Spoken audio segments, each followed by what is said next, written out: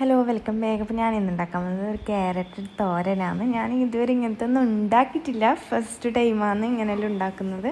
ഉണ്ടാക്കിയിട്ടുണ്ടല്ലേ, അങ്ങനെയല്ല പഠിക്കലേ, മൂലക്കിരുന്നാലൊന്നും പഠിക്കില്ല അല്ല. അപ്പോൾ ഞാൻ വിചാരിച്ചു ഓരോ ദിവസം ഇങ്ങനെ ഓരോന്നോരോന്ന് ഉണ്ടാക്കി നോക്കാമെന്ന്.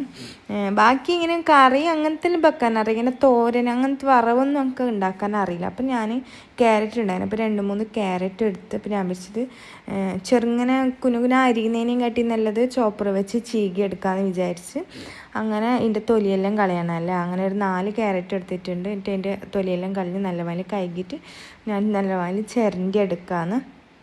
പിന്നെ ചിരണ്ടി എടുത്തതിന് ശേഷം അവിടെ സെറ്റാക്കി വെച്ച് 4 ക്യാരറ്റും ചിരണ്ടി എടുത്തിട്ട് അവിടെ വെച്ച് ഇതിലേക്ക് തേങ്ങ വേണം.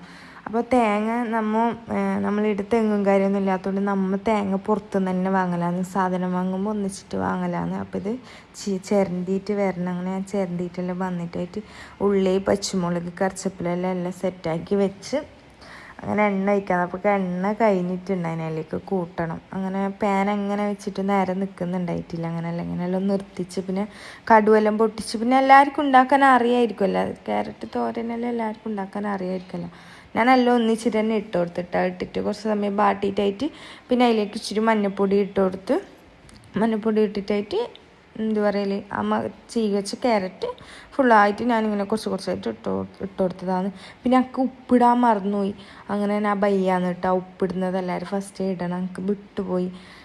പിന്നെ കുറച്ച് ബാട്ടിയിട്ട് കുറച്ച് പൊത്തി വെച്ചതിന് ശേഷം നമ്മൾ നേരത്തെ ചീകി വെച്ച തേങ്ങൻ്റെ മിക്സിയിലേക്ക് ഇട്ട് കൊടുത്തിട്ട് നല്ല രീതിയിൽ മിക്സാക്കിയിട്ട് അടച്ചു വെക്കാം. ഞാൻ ഉണ്ടാക്കാൻ വിചാരിച്ചെങ്കിൽ എല്ലാം ഉണ്ടാക്കും, പക്ഷെ എനിക്ക് എന്തോരം മടിയാണ് ഉണ്ടാക്കാൻ. ഇപ്പം നല്ലോണം കുഞ്ഞിലായി പിന്നെ നല്ല മടിയാണ് കിച്ചണിൽ കയറാനും എന്തെങ്കിലും ഉണ്ടാക്കാനെല്ലാം ഭയങ്കര മടിയാണ്. പക്ഷെ എന്നെ സംബന്ധിച്ചിടത്തോളം എന്തെങ്കിലും ഉണ്ടാക്കുമ്പോൾ ആരും ഇടയ്ക്ക് കയറാൻ പാടില്ല.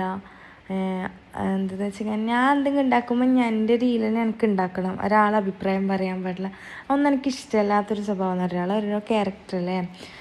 ഇപ്പം നമ്മൾ എന്തെങ്കിലും ഉണ്ടാക്കുമ്പോൾ അത് കുറച്ചിടുക അല്ലെങ്കിൽ അത് നല്ലോണം ഇട്, അങ്ങനെ എനിക്ക് പറയുന്നത് ഇഷ്ടമല്ല. എൻ്റെ ഉമ്മ ആയാലും ഞാൻ പറയും, ഉമ്മ ഞാൻ ഉണ്ടാക്കുമ്പോൾ ഞാൻ തന്നെ ഉണ്ടാക്കും, ഉമ്മ ഇടയ്ക്ക് വരണ്ടാവും. ആരും ഞാൻ കിച്ചണിലേക്ക് അടുപ്പിക്കില്ല. ഞാൻ ഉണ്ടാക്കുന്ന സമയത്തിന് കറി ആയിക്കോട്ടെ എന്തുണ്ടാക്കുമ്പോൾ ഞാൻ ആരും കിച്ചണിൽ അടുപ്പിക്കില്ല, ഞാൻ ഒറ്റയ്ക്കായിരിക്കും.